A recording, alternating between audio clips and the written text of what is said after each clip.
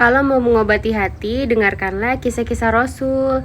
Karena ujian yang terasa sangat berat dan menyakitkan bisa jadi terasa ringan kalau kita membandingkannya dengan ujian para Rasul. Masuk urusan hati dan ujian perasaan. Mungkin kita pernah ngalamin kehilangan orang yang kita cintai, yang kita kira kita akan hidup bersama dia, kita akan bahagia bersama dia, yang kita pikir rumah bagi jiwa kita, tempat kita berlabuh hati, tempat kita bercerita, tempat kita menyandarkan jiwa kita, yang kita anggap belahan jiwa kita. Tapi ternyata takdir Allah berkata lain. Kita tidak bisa bersama dia. Dan ujian ini membuat kita sakit hati. Hati kita terasa sangat sakit, membuat kita sangat menderita atas ujian ini.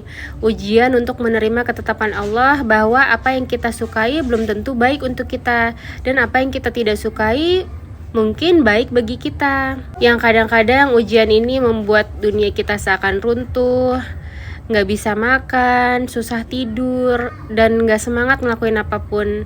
Kayaknya semuanya terasa suram tanpa orang yang kita kasihi. Ternyata nggak kita doang yang ngerasain ujian hati ini. Rasulullah SAW juga dapat ujian hati kayak gini. Dari semenjak Rasulullah bahkan belum lahir, Rasulullah udah kehilangan ayahnya. Saat beliau kanak-kanak, Rasulullah kehilangan ibunda kandungnya. Lalu Rasulullah kehilangan kakeknya.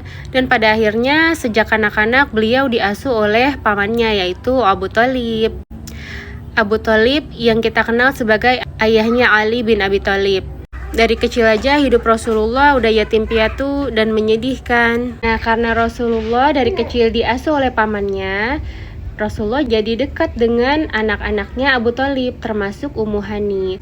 Ummu Hani adalah teman masa kecilnya Rasulullah. Dari mulai kecil mereka tumbuh besar bersama. Gak kebayang sebanyak apa kenangan mereka dari mulai kecil sampai balik dewasa. Walaupun Rasulullah sama Ummu Hani tumbuh besar bersama, tapi ketika balik Rasulullah tidak pernah melanggar hubungannya dengan lawan jenis. Karena Ummu Hani adalah sepupu beliau dan sepupu itu bukan mahramnya. Jadi Rasulullah tetap menjaga kemuliaan dirinya dan kemuliaan Ummu Hani. Setelah beranjak dewasa dan telah mantap untuk menikah, Rasulullah memberanikan diri untuk melamar Ummu Hani lewat pamannya. Rasulullah mengutarakan keinginannya untuk hidup bersama Ummu Hani. Tapi sayang sekali, takdir Allah berkata lain. Saat Rasulullah mengutarakan keinginannya untuk menikahi orang yang ia kasihi, orang yang ia pilih, ternyata Ummu Hani sudah dilamar oleh laki-laki lain. Dan Abu Thalib telah menerima lamaran itu.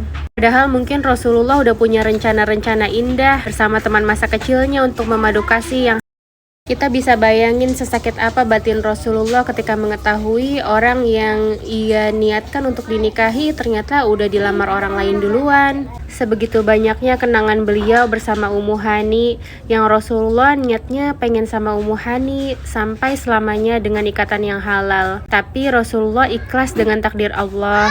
Rasulullah tidak berlarut-larut sedih apalagi menyalahkan Allah. Rasulullah kembali fokus pada dakwahnya, cita-citanya, usahanya, dan fokus pada hidupnya. Sampai waktu berganti, tahun demi tahun berganti, Ummu Hani satu persatu melahirkan anak sampai 4 orang anak. Dan Rasulullah pun sudah menjalani hidupnya bertahun-tahun tanpa Ummu Hani.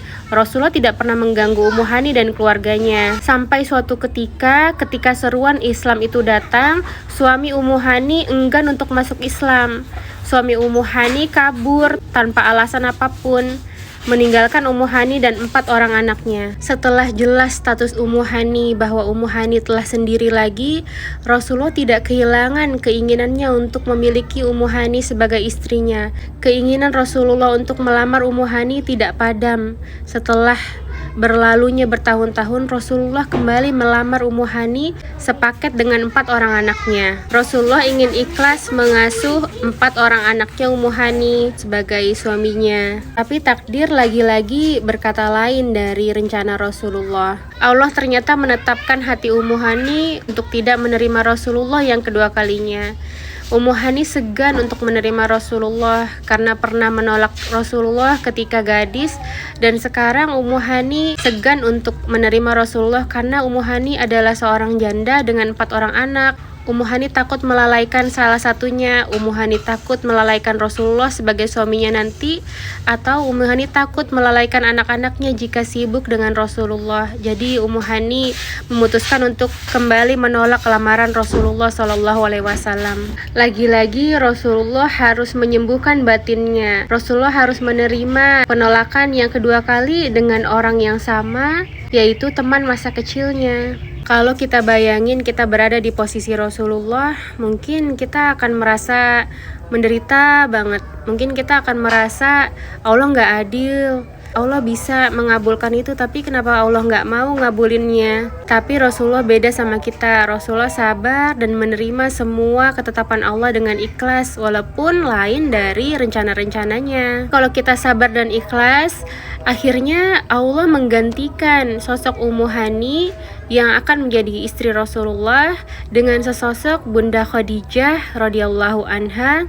yang sangat sempurna luar dalam, sangat sempurna batinnya, fisiknya, kekayaannya, keturunannya, kedudukannya, dengan cinta kasih yang begitu besar kepada Rasulullah, kepada Allah, dan kepada Islam. Bunda Khadijah menemani Rasulullah, hidup bersama Rasulullah selama 25 tahun, hidup berdua, menghabiskan seluruh harta kekayaannya yang tadinya kaya raya, sehingga menjadi orang yang sangat-sangat miskin karena hartanya dihabiskan untuk Allah dan Rasulnya, untuk dakwah Islam. Sampai pada penghujung akhir hidupnya Bunda Khadijah, beliau berkata, "Ya Rasulullah, kalau tulang belulangku masih bermanfaat untuk dakwah Islam, gali saja kuburanku dan jadikan tulang belulangku sebagai hal yang bermanfaat untuk Islam."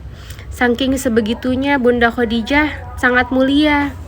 Dan Bunda Khadijah adalah salah satu dari ratu-ratu surga, Masya Allah. Semoga kita bisa meneladani Rasulullah saat kita diuji. Kita tetap husnuzon sama Allah, tetap jalanin hal-hal yang Allah perintahkan, tetap berada di jalur yang benar, gak marah sama Allah, gak merusak diri, gak merusak hidup.